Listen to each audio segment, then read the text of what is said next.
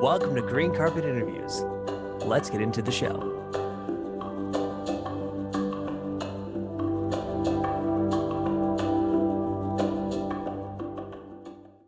Hey, what's up, everybody? This is Deji. This is Green Carpet Interviews as well. I'm your host, one of your hosts. And this is Akindele Bankole, the other host. Yes. Today, so what's going on today, Dan? Well, who we got? Actually, we are bringing on today an amazing person, Demetrius Walker.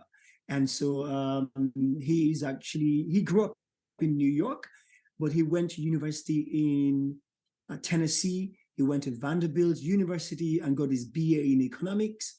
And then he also went to Texas A&M University and got his master's as well in nonprofit management. And so he has his restaurant in the greater Houston area. area. And so and his restaurant name is Mick's Vegan Pizza. At least from what I understand, I think that name Mick is what a very close family member used to call him. You know, so that was his nickname because I believe his grandparent thought Demetrius was too long. So Mick became his nickname. Okay. Actually, I think it's cool. So anyway, so we're bringing Mick on, and I'm waiting desperately to actually hear his own thoughts about how he built his business and also how he got into becoming a vegan. You know, so this is awesome. I'm excited. All right, well, let's bring him on. Yeah, let's do that. Without further ado, Demetrius, hey, Demetrius. How are you? Hello. Hi, bud. How are you, man? Gentlemen, how you doing? Pretty good, thank you. Doing really well. Really well. Thank you so much for coming on today. And I know you're a business owner, and so you know, your time is very valuable. We definitely know that. So it'll be nice to know how you got started in your business.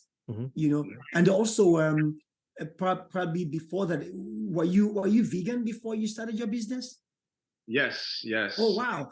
And how did that come about that you became vegan? And then, of course, then segue into how you then got into having this pizza restaurant. It's amazing. You know, I had an epiphany on, it was October 2nd, 2018. And I was sitting on my couch on Instagram, and I was scrolling through my feed, and I saw a post that triggered me. It was a post, there was a plate of pig's feet with chicken's feet on top, you know, covered in hot sauce, which something that my family, you know, commonly ate. My grandmother, my mom, but, you know, even prior to being vegan, it was always something that I just couldn't understand how people could eat the feet of animals. And, you know, namely because it reminded you that you were eating an animal. You know, similar to the way people will kind of try to stray away from, in most cultures, eating like the head of an animal. You know, my grandmother used to love saying that the best part of the fish was the head, where the brains and stuff were, and I'd just be like, you know, how could you do that despite the fact that I would eat every other part, right? And I started reading the comments on the post because I was expecting other people to be similarly, you know, outraged or disgusted by the post. And overwhelmingly, everyone was like, that looks delicious. And I was just like, you know, I must live in a different reality, because I just can't fathom how people could look at the feet of an animal and think it's appetizing. And so, you know, in that moment, I really did a self-assessment. I said, okay, what am I missing here? And I realized that I was being a hypocrite. You know, I wasn't any better than anyone else who was eating any other parts of animals, because I was eating all the other body parts. I'm eating ribs and legs and thighs and, you know, you name it. So just because I was eating another part of various animals. That didn't make me any better than anybody else who was doing it. Um, and so in that moment, I said, I cannot be critical of anyone who does this. And I'm still eating animals. So I said, tomorrow, I'm not going to eat any animals, and I wasn't even thinking about veganism. I just said, tomorrow, not going to eat any animals. Um, and for half a second, I thought about, I said, maybe I'll go vegetarian tomorrow. Maybe I'll eat some, I used to start my day with a cup of yogurt. I loved pizza. And so I was like, I could go vegetarian tomorrow. And then another thought occurred to me. And that thought was, what if instead of being born a human, I was born a cow? We have 1.5 billion cows on planet Earth. And, I just happen to luck out and be one of the 7.5 billion humans. But I could just as easily have been born a cow. And what would my life have looked like if I had been born a cow instead? And I started playing it out in my mind, being stuck on a wheel next to a whole bunch of other cows with a machine pulling on my nipples from sun up to sundown. And I couldn't do anything about it to get away from it. And this was my life every day. And I was like, man, that would be hell on earth if I had been unfortunately born a cow and had to succumb to, not having any consent and being milked mechanically for my entire life. And so I said, no, I'm not going to do any dairy tomorrow either. And that day came and went, and I felt perfectly fine. And I said, well, for the rest of the week, I won't eat meat or consume dairy. And then I felt fine after that week. And then I said, I can't find a compelling reason to go back to doing what I was doing before because I'm still alive.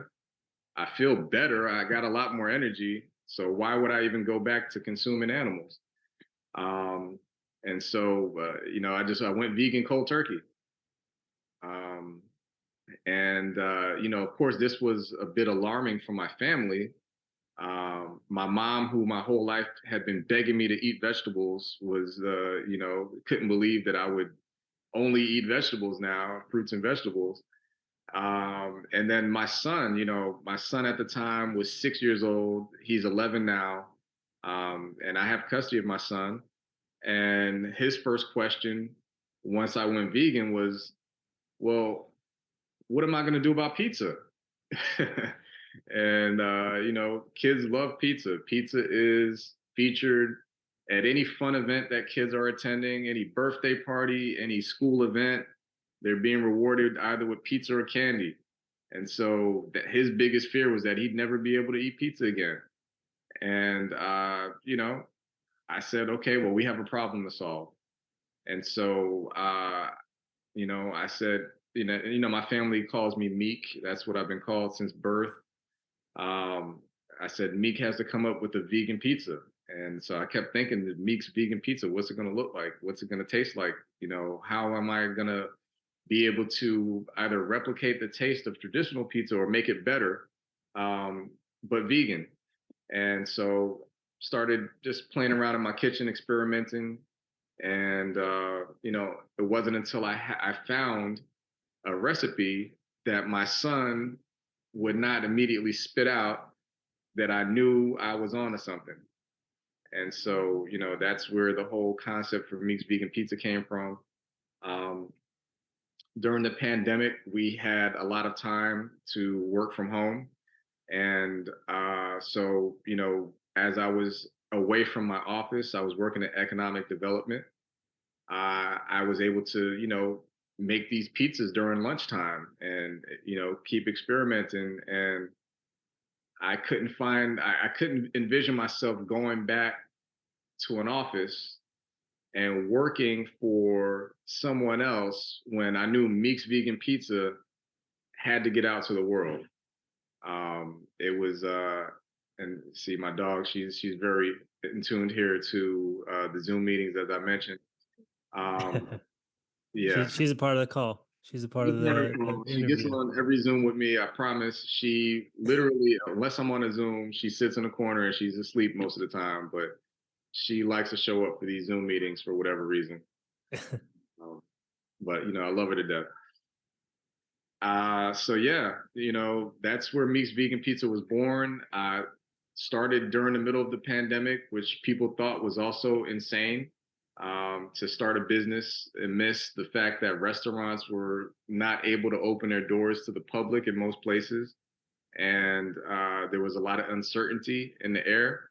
But I knew this was something that I could no longer sit on. And like I said, I was not going to go back to an office when I knew the world needed a vegan pizza that they could love, that they could cherish, that they could tell their non-vegan friends about, and hopefully inspire people to get on this plant-based journey with me. Oh, that's That's awesome. Yeah, that's fantastic. This is my first time actually initiating the questions, and I forgot to ask you one very important question. Mm-hmm. Tell us about you. Yeah. About you, your own journey through growing up, where you grew up, how your education and so on. I forgot to ask you about that. Well, growing up in New York City, I grew up in Brooklyn and the Bronx. And from a very young age, I can always remember being an avid animal lover. I've always had a dog. And, I feel that I've been connected to pretty much all animals in a way that I see them in the same way that I see people, their personalities, their quirks. And I can remember my youngest memory of realizing that human beings have a compassion problem was being 3 or 4 years old, and I remember my parents would buy lobster and have host Super Bowl parties. My dad had been stationed in Maine in the U.S. Navy, and so after living in Maine, my sister was actually born in Maine. She's 3 years younger than me. Some of the things that became habit there were buying big barrels of shrimp and lobster. And we got back to New York City, they would put the lobster in a bathtub on ice, and until they're ready to be cooked. And I would cry and I would go crazy. I said, "Oh, you're freezing them to death. You're killing the lobster," and everybody thought it was hilarious that this 3, 4 year old kid would be upset that these lobsters are freezing to death. And and I realized I was different back then. I'm like, how can people not see the suffering of any living thing, regardless of whether it looks like us or not? Just never agreed with it, but was it became normalized behavior for me to consume animals, namely because it's just a cultural thing. It's something that's accepted by society here in the United States. And in the back of my mind, I think there was always some lingering guilt behind it, um, even prior to going vegan. But grew up in New York City, and I realized that I wanted to get out of New York City. In my preteen years, I learned of this concept called boarding school. And I heard that's where all the rich elites send their children to get the best world-class education you could find. And I said, well, those are the people that I want to compete with. That's where all of the rich and smart kids are going to school. I'm ready to leave home and go to school and compete with them and show them that I'm smarter. And I applied to boarding schools, and then I told my parents, hey, this is what I want to do. And they gave it their blessing. Went to boarding school in Connecticut, the Taft School, Watertown, Connecticut. Um, Thoroughly enjoyed it. Played a whole bunch of sports I'd never played before: lacrosse, hockey, you name it. And I found out that it gets really, really cold in New England. And, I decided that I no longer wanted to be in the cold, and decided I wanted to go to college down south. Found Vanderbilt University. Uh, They brought me in for a recruitment weekend. I fell in love with Nashville, Tennessee. Never thought I would ever live in Nashville, Tennessee. The campus was beautiful. People were beautiful. I had 2 HBCUs within 5 minutes of Vanderbilt University, in which I knew I wasn't going to be without people who looked like me in the city of Nashville. We had Tennessee State University and Fisk University. So, ended up being a very comfortable place. I went there to major in biomedical engineering because my thought at the time was that I wanted to be a doctor, specifically a virologist, and work with viruses, level 4 viruses like the Ebola virus, and figure out ways to solve those issues so that the world doesn't succumb to a humongous pandemic. And after freshman chemistry in college, I realized that, first of all, a lot of those courses were designed to weed people out. And I didn't find any joy in, doing those chemical equations and the homework. And I was so stressed out, and I just couldn't see myself actually sitting in a lab working on these types of things. I felt that I'm a people person. I need to be out talking to the masses. I need to be engaging with the public. So I changed my major to economics purely because it sounded like I would make a lot of money. No other reason than that. But I had no passion or acute interest in being an economist. Um, really didn't have much of a direction once I graduated. I didn't know where I was going to go, where I fit in. Entrepreneurship was not something that was promoted to me as a practical career path. And so, bounced around corporate America for a number of years, worked for the world's largest computer maker right out of undergrad, and went into sales. Again, because I believe that my strength is in chatting with people.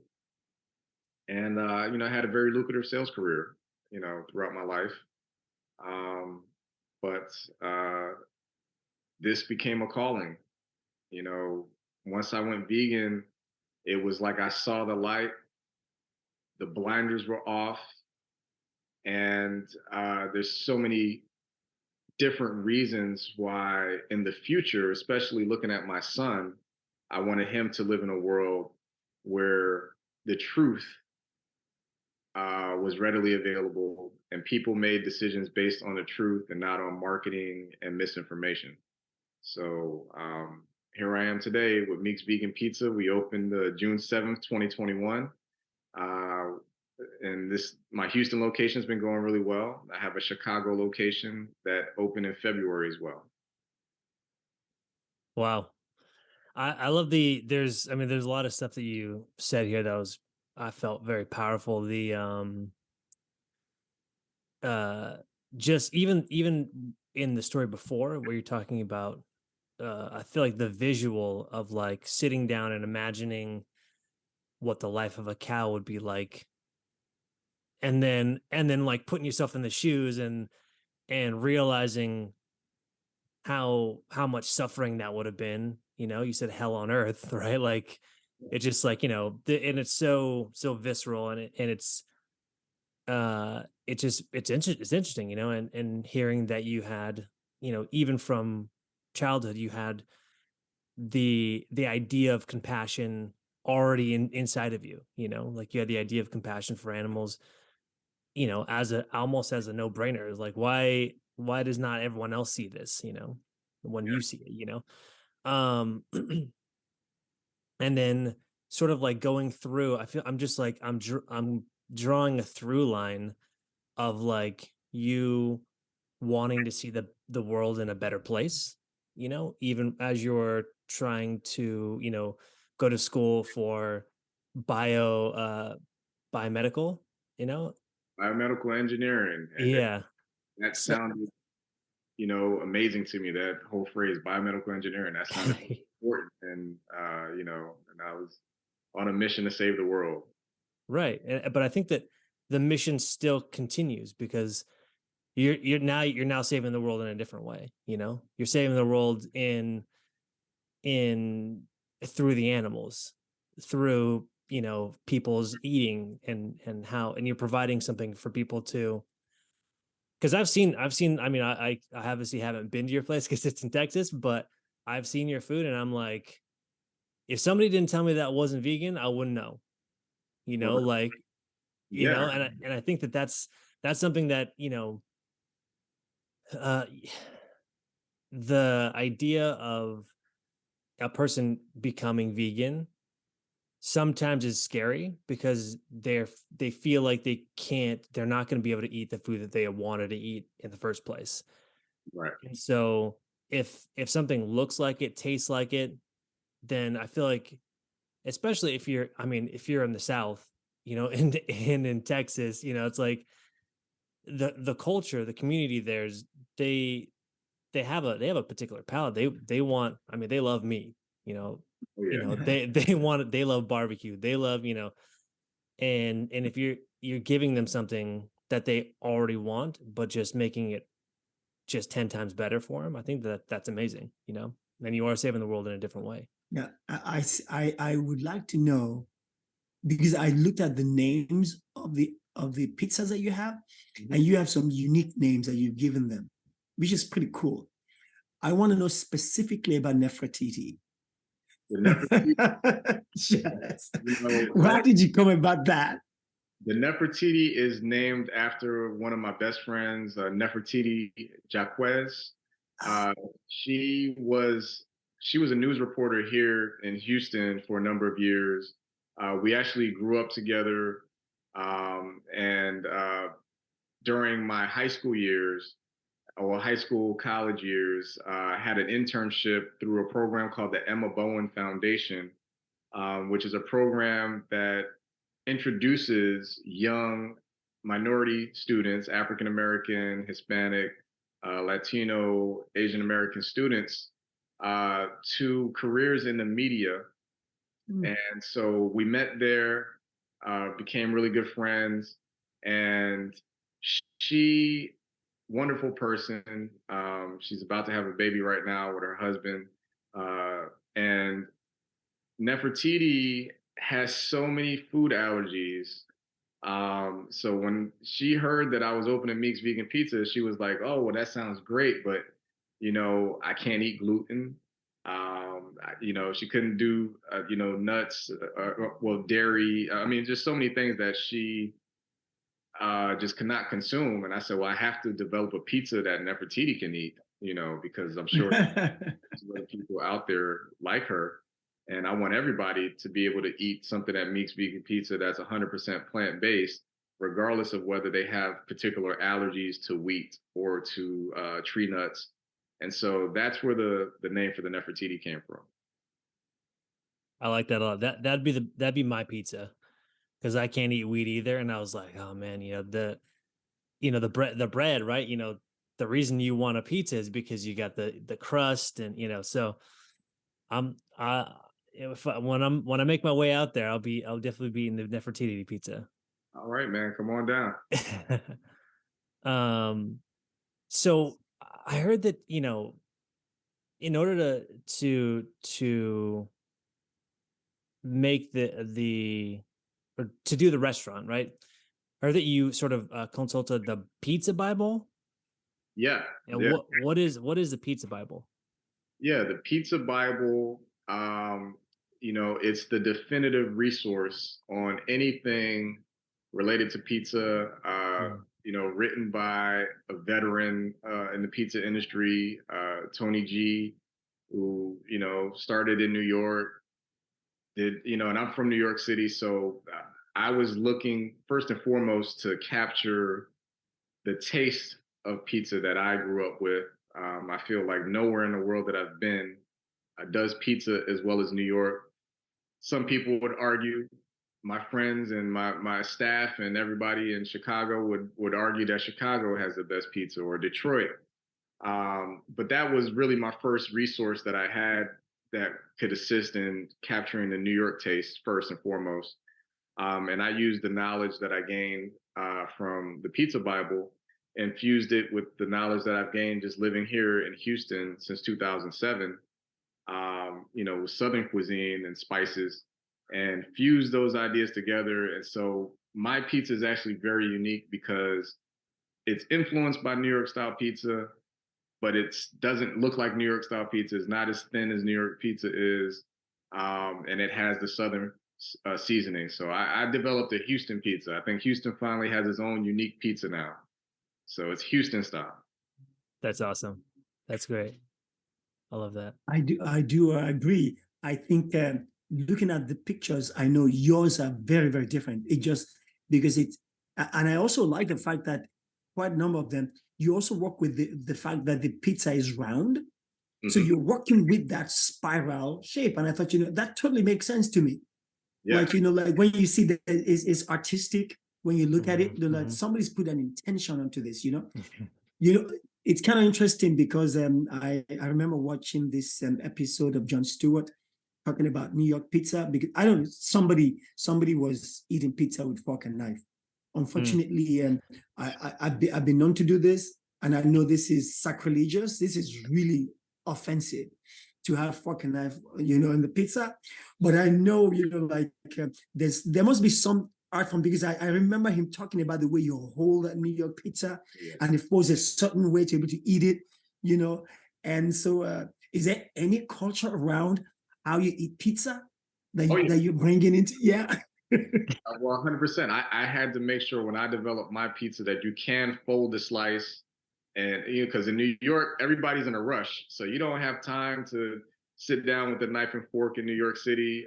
People will typically grab a slice, you call it a slice and a soda. It's the quickest meal you can get in New York. There's pizza shops literally on every corner. You grab your slice, you fold it, you can consume it 2 times faster by folding it. So I had to make sure my slices you could fold and eat that way, but they're a little bit thicker than New York pizza. So it's going to fill you up right away, and, you can get about your day. And there's definitely pizza culture. There are pizza rules. For instance, despite the fact that I own a vegan pizzeria, I don't put pineapple on my pizzas. There's a great debate surrounding whether pineapple belongs on pizza. To be safe, to not upset the pizza gods, I don't put pineapple on my pizzas. And people beg me to do it all the time. I've been having success thus far. I don't think I need those problems with that might come with putting pineapple on a pizza. If there's going to be any food, like for example, like I think there are these huge conferences for like sci-fi or something, right? Comic-Con or like right. And I think if there's going to be any huge conference just about a food, it'll probably be pizza, and maybe next to it will be burgers. Yeah. But I can definitely see pizza, having its own thing. People come from all over the world, just bringing their own pizza ideas. I mean, I can see that. Is there something like that? Well, there's Pizza Expo in Las Vegas, which is biannual, so it's twice a year. And but that's really more so for people in the pizza industry, restaurateurs, people who own pizzerias. And we check out the newest technology, gadgets, recipes. Yeah. And it's huge, man. It's at the Las Vegas Convention Center, and they fill that whole space up with only pizza related things. That's awesome. Yeah, I mean, I can definitely see that. Yeah. And then throwing pizza parties and stuff and having huge. I can just see that in my mind's eye. Yeah, that's awesome. You got to consider this: 5 billion pizzas are consumed on planet Earth every year. It's literally the most popular food on planet Earth. Wow. I don't think there's any country where you can't find pizza. So, literally, well, maybe Antarctica, I don't know, we might have to get them a pizza oven out there. But between the North and South Pole, there's really not many places on planet Earth where you can go and not find yourself a slice of pizza. All right, thanks, baby. So it looks to me then in that term, so the fact that you're actually creating this new pizza concept, makes sense, because pizza then becomes this baseline, that you're using, and then above that, you're creating, your own concept, and I wonder, are there like a mini pizza or a pseudo pizza idea that that is not like a regular pizza that's out there? Like, what are the new ideas or new concepts that are coming out that kind of shapes or modify pizza a little bit? Well, the thing about veganism becoming such a necessary way for the world to consume food is that now we're starting to see people develop different cheeses. Mm. There are lots of companies out there. 5 years ago, the options for cheese were not great. Yeah. And this is one of the reasons why I actually developed my own proprietary recipe, for cashew cheese. But you're starting to see so many different innovative ways of creating cheese, of creating substances that resemble meat in taste as well as texture. I think we're at veganism 3.0 right now in the year 2023. Prior to this, your options for food were things that looked like meat, but they didn't necessarily taste like meat. Then version 2.0 was like they kind of look and they kind of taste like meat, but they may not necessarily have been good for you.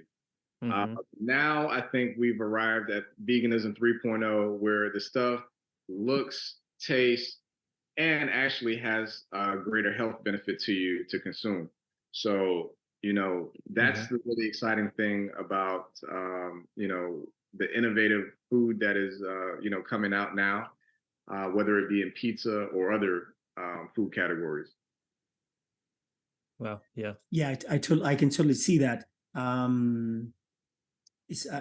like the concept of the 3.0. We're moving forward, in the development of this. This is so cool. 4.0 is going to be crazy, I think. Yeah, the other thing also is that I think I'm looking forward to seeing what the pizza industry is going to do with like having specialized clearly, by not having pineapple on pizza, you're sort of kind of eliminating Hawaii a little bit. I was gonna say, if you open up like a place in like Hawaii, you're not So Demetrius, if you did open up a location in Hawaii, would you break your own code? That's a good question. I think if we open in Hawaii, I don't think it would be blasphemous to have Hawaiian pizza in Hawaii, because it technically it wouldn't be, cultural appropriation. And I think the pizza gods in Hawaii would give me their blessing, and I Yeah. think the way things work there, I would have to go up to a volcano or two, make my Yep. peace Yeah. with the gods there and get their blessing, and I'd be totally okay with that if I could get out to Hawaii, get the blessing from the Yeah. pizza gods in there. You take a couple pies and you sacrifice it to Pele, Exactly. the volcano god. Yeah. But That's awesome. if Pele is upset and there's a volcanic eruption, I mean, I have to take that as a sign that I got to nix the pineapple in Hawaii as well.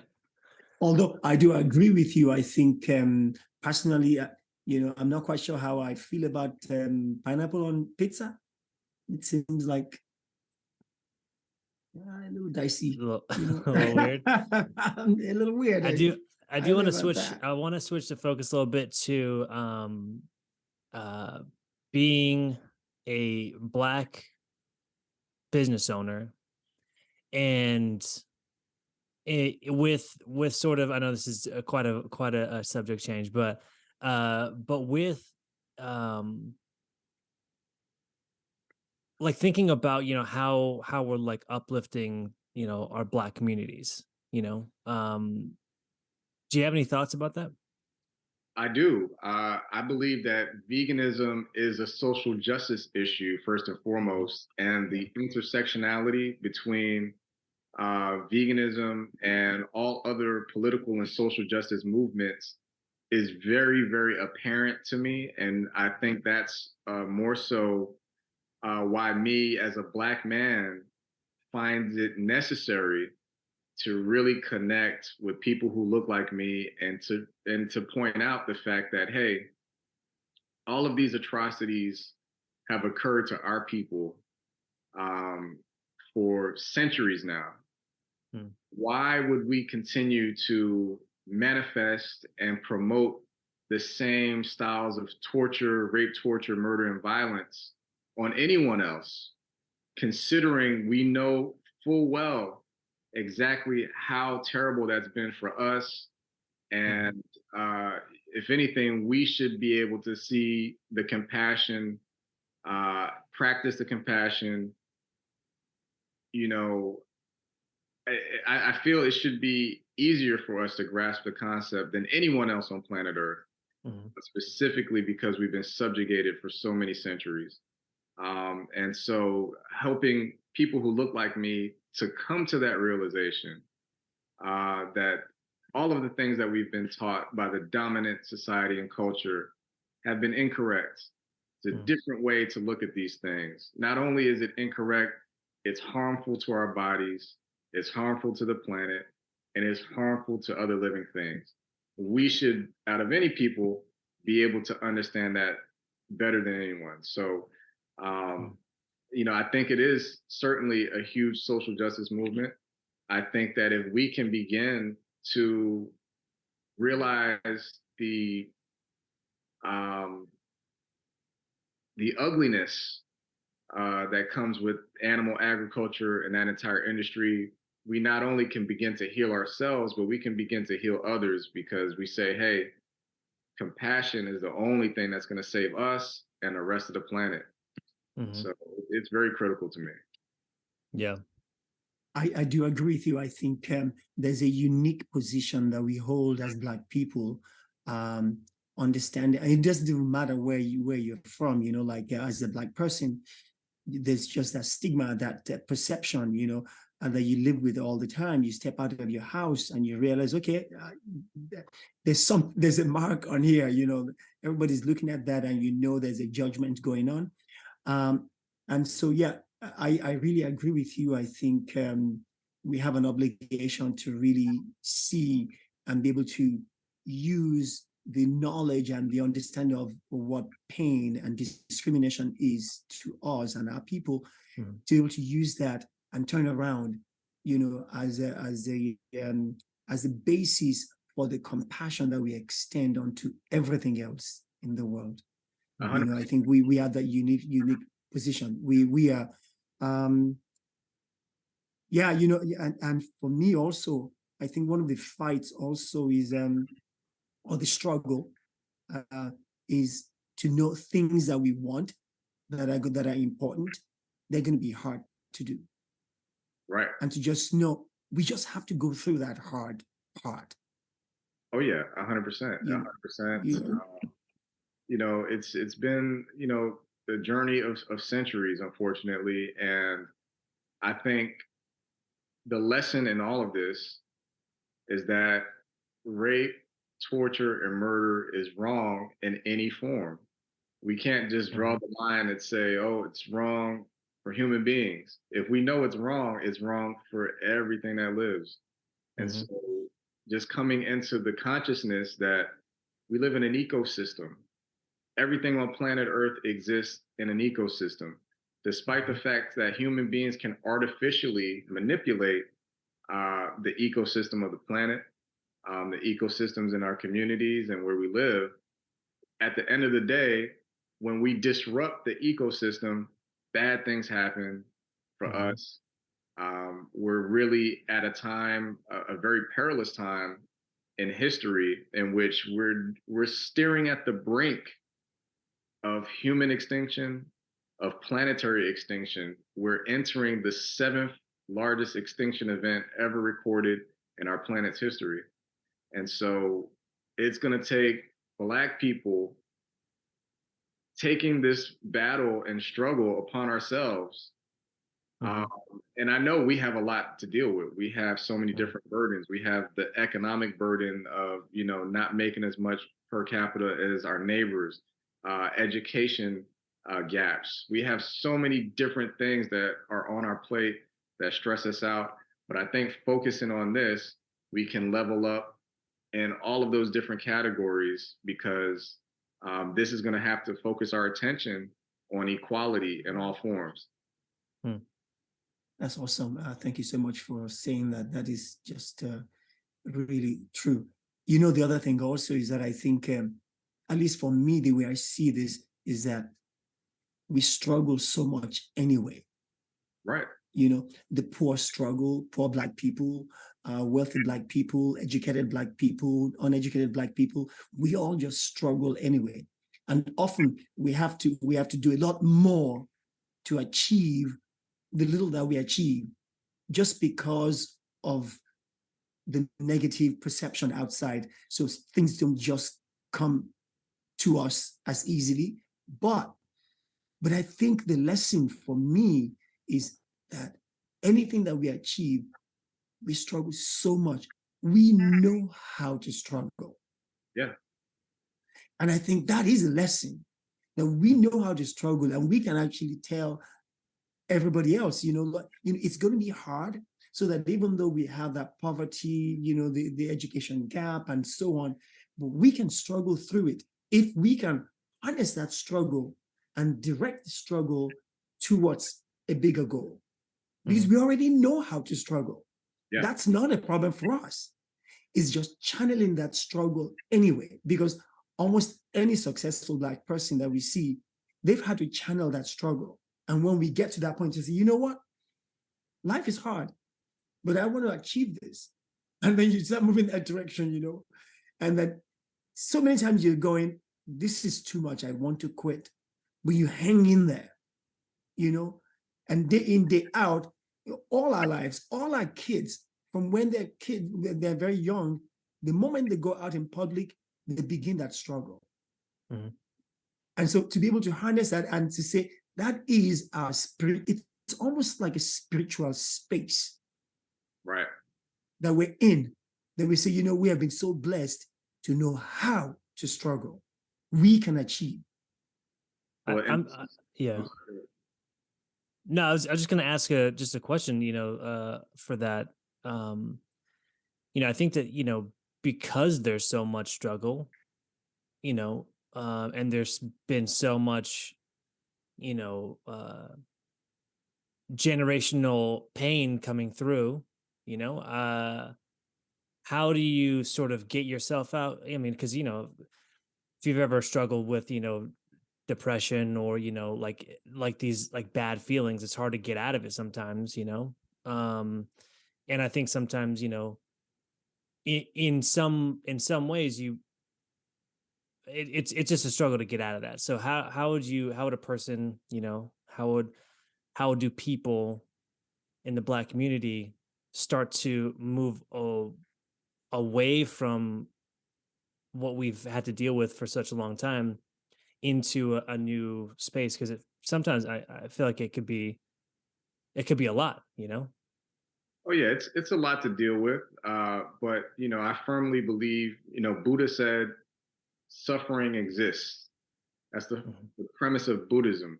I'm not a Buddhist, but I've studied all types of religious beliefs, and suffering is necessary. We have to understand that suffering is necessary Mhm. because the universe is asking us to evolve constantly. The only way we can get stronger, improve, is to evolve. And so the universe is throwing a kitchen sink at us, man. So we're living on a big rock in the Mhm. middle of space that's spinning around at like 70,000 miles per hour around a big ball of fire that's Mhm. traveling through the universe at like 100,000 miles per hour in an ever expanding universe. Every second that we exist, the universe is expanding at an ever increasing rate. Mhm.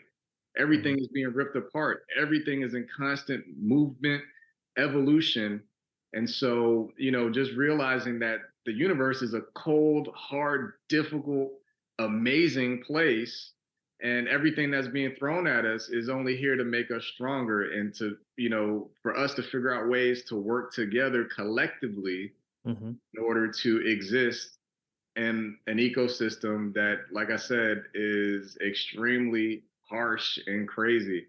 So, just taking in that fact that the harsher the suffering, the stronger it makes us, Mm. and transform that into now we can unite. Now we can save this planet, by first and foremost saving our ecosystem, the environment, plant-based eating, and Mhm. animal suffering and agriculture.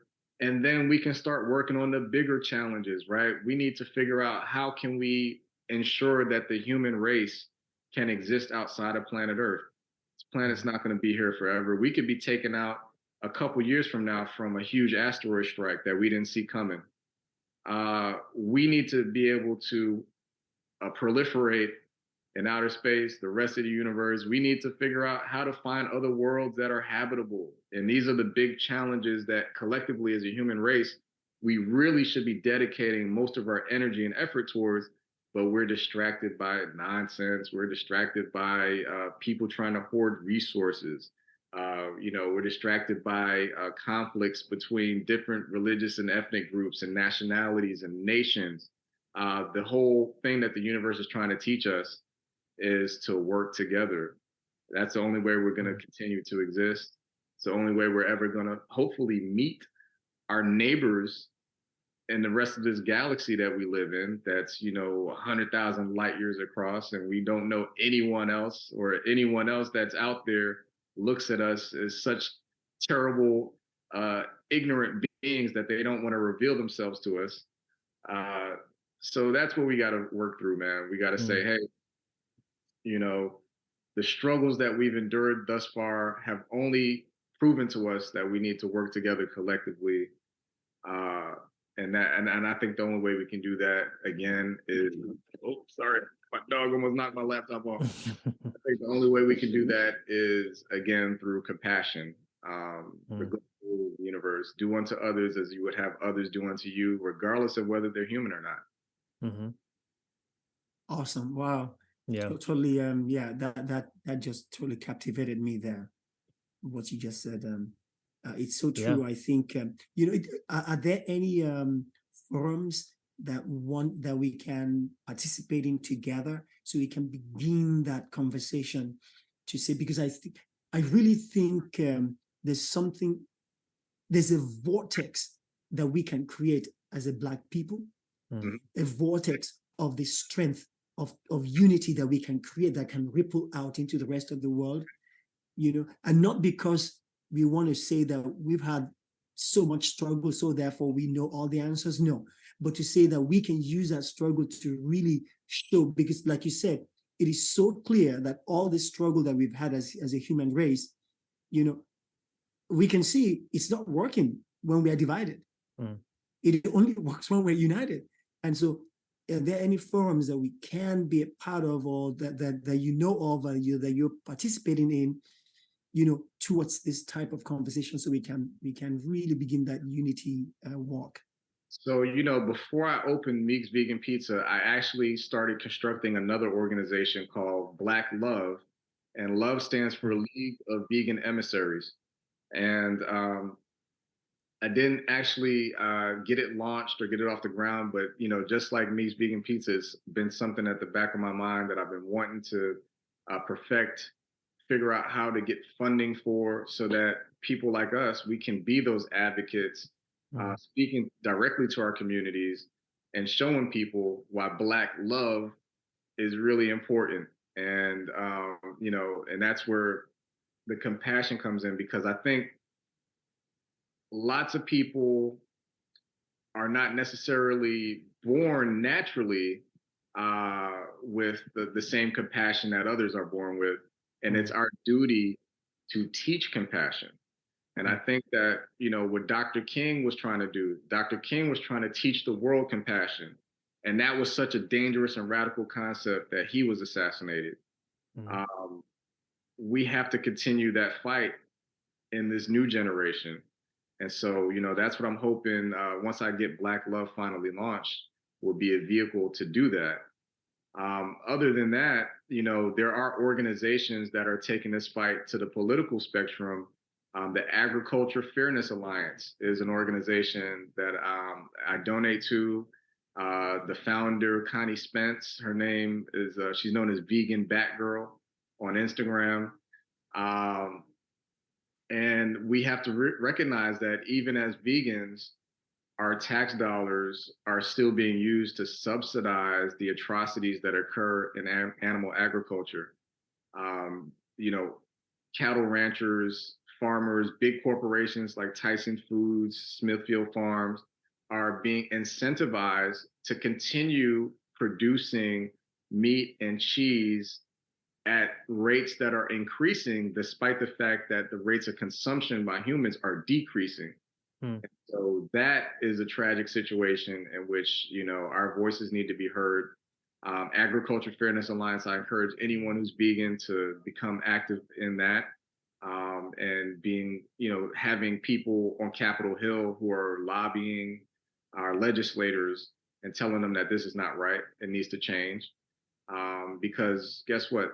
Big Ag has billions of dollars to throw at these politicians to continue these practices, to continue making sure that they receive federal subsidies, which still promote the destruction of our environment, the fact that rainforest is being leveled daily in order to graze more and more cattle worldwide has to change. So, I would certainly welcome you guys to help me in getting Black Love launched. But for the time being, the Agriculture Fairness Alliance is the most important organization right now fighting to make sure that politically vegans have a voice in what goes on in United States politics. Hmm. Awesome. Thank you so much. And Yeah. so I will definitely immediately look at an AFA to make sure we become a part of that. And I think I would love to take you up on that Black Love launching, because I think it's a great idea, and I love the way you use that acronym of LOVE. Yes.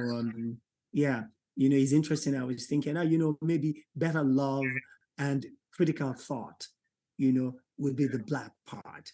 I like that. I like that a lot. Yeah. Because I think there's something about it, and I really like that Black Love. There's something about it. It's about that vortex, and I can see that we can use this energy and this compassion, to make the world better. Thank you so much for really giving us some amazing nuggets. Yeah. Really awesome. Unfortunately, I mean, I feel like I've been I feel like there's so many more questions to ask, but we're like running out of time, So I'm gonna ask these three questions, First one being, what can someone do, or what advice would you give to somebody, who's either starting out on their vegan journey, or wants to get involved in some of the things we've been talking about today? What would you suggest for them to do? What would be your advice?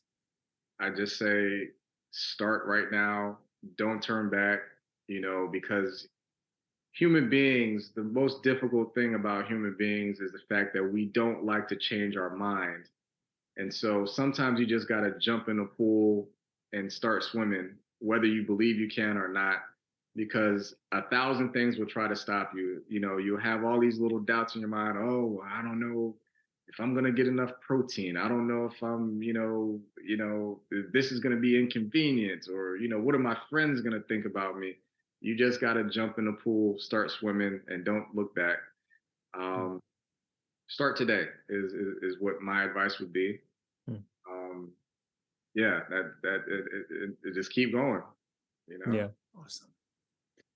What are you working on right now? Let me see. I'm working on getting a pizza vending machine. Wow. So cool. that's, yeah, and this is why places like Pizza Expo are important. Been talking to a company based out of France, actually. They have an office in Philadelphia. They make pizza vending machines, which are very popular in Europe. We have a few here in the United States, but it hasn't become a big thing yet. But I've talked to a few different locations. West Houston Medical Center is one. There are a few hospitals here in Houston who, believe it or not, do not offer any plant-based options for their patients and the families of these patients Mm-hmm. in hospitals. You would think this would be the place where people are suffering from hypertension, diabetes, cancer, high blood pressure, et cetera, Mm-hmm. you name it, that this would be the place that they would go and only get plant-based meals. But no, because our food system is so messed up, uh, it's actually tragic that a Yeah. lot of these facilities don't have plant-based options. So getting vending machines first and foremost in hospitals, schools are another place where, unfortunately, my son, he's in public school here in Houston. There's not a plant-based option for him to eat every day at school. Mm-mm. Colleges and universities in their dormitories, they have vending machines full of all kind of snacks that are processed and have all kind of cheese and all kind of stuff in it. They don't have any vending machines where they can go get a vegan meal, that's convenient. So Mm-hmm. I'm really looking at getting into the vending space when it comes to this. Wow, that's awesome. That's really cool. Thank you. Um, wh- so where can people find you?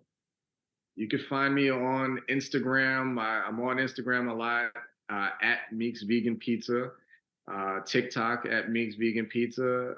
Facebook is facebook.com/Meeks Vegan Pizza. Or you can check out the website if you're hungry, meeksveganpizza.com. And if you're in Houston, I would love for you to come by. My shop is located at 2616 Blodgett Street in Houston's historic Third Ward community. Mm. And hit me up, man. I'd love to chat with you. You can DM me. That's how we got connected, is through our DMs on Instagram. Mhm. And I'm an open book, like I said. And if I have time, I'd certainly entertain any conversation. Yeah. Thank you so much for coming on today. I mean, it's just a lot of awesome. I mean, you're doing a lot of good in the world right now. So I really appreciate you. Hey, I'm just doing what I decided a little while ago to go with the wave of the universe. Mm. Fighting against the wave of the universe causes tremendous stress and depression. But when you go with the wave of the universe, I didn't know how I was going to be able to open a pizza shop in the middle of a pandemic. I didn't have all the money. I didn't have all the know-how. I'd never opened a restaurant. I never worked in food service. But because I'm doing what it is that the universe is calling me to do, all of the Mm. resources have made themselves available to me. And so I encourage people, tap in to what the universe wants, right? You know, Yeah. once I decided to start eating food that was good for my body, things started to change. I'm performing the universe's will. The universe is it gives us hints all the time. We get all of these hints and cues that, eat this, you have a better life expectancy, you have a better health outcome, and not only does that happen, but guess what? You save the life of another living being. Not only do you save the life of another living being, but you also contribute to fostering, or lessening the burden of pollution in your Mm. environment and in the planet. So, all of these positive feedback mechanisms that occur prove to you that you're on the right path and you're doing what it is that the universe wants you to do. Mm. That's great. Thank you so much. That's really That's good. awesome. Really cool. Thank you. Yeah. Thank you. Yeah. All right. Thanks so much for coming on the podcast. And I think we gotta have you on again, at some point, you Yeah, know. for sure. Happy to come on anytime you need me. All right. Thank you so much. And real quick before I go, Yeah, yeah, yeah, yeah. I want to thank you both for even conceiving this platform, because what you're doing is extremely critical in informing everyone Mm. and this is getting the message out. You know, I can do what I do making pizza, but you guys are disseminating the message that needs to be heard. So thank you so much for your commitment to doing this. I really believe this is going to be so tremendously popular in the very near future. I'm excited about it for you. Awesome. Thank you so Thank much. you. Appreciate that, actually. Yeah. Really. Thank you. Yeah. All right. See you. We'll see you next time. All right, cool. See you next time, guys. Thanks, everybody. All righty. Thanks. All right. So we just had our interview with Demetrius Walker. I mean, amazing, right? We actually had a little bit more of a conversation afterwards, which I don't think was recorded, but that was really cool too. That was amazing. Yeah, if we had, maybe in the future we can do like some sort of bonus features or whatever. And let people do that. So although I am glad that you let Demetrius know that he's probably inspired a different way of doing the podcast for us, because I think just the way we had that conversation, it was so key that we should have it that way. Yeah. So in the, just a little insider, after we were done with the interview, we just chatted. We basically just, after these interviews, you set the mic down, you stretch a little bit, you lean back in your chair, and then you sort of relax, Right. And I think that sort of helped with the flow of like thoughts and stuff like that, and so that may be something that we'll try to incorporate a little bit more into the next video. Yeah, absolutely. Into the next interviews. So we're going to play around with that and see how that goes. But what he had to say was really great. He's a lot of very interesting visuals images, striking images that I remember from his conversation, like when he was imagining himself, being the cow. I thought that was really interesting. And just, this is always a theme. This is a big theme for veganism, but compassion. Yeah, that's a really big thing. So absolutely. Yeah, it was great. And so anyway, looking forward to the next podcast. So this is awesome. All right, we'll see you guys next time. Thanks for tuning into this episode of Green Carpet Interviews. We hope you found it informative and inspiring. This show was brought to you by Veg on the Edge, our vegan restaurant in Santa Cruz and San Luis Obispo. If you're in the area, be sure to stop by and check out our delicious plant-based dishes. Check out vegontheedge.com for more information. To stay connected with us and learn more about conscious living, follow us on Instagram at Green Carpet Interviews. We love hearing from our listeners and would love to hear your thoughts and feedback. Thanks again for listening, and we'll see you next time on Green Carpet Interviews.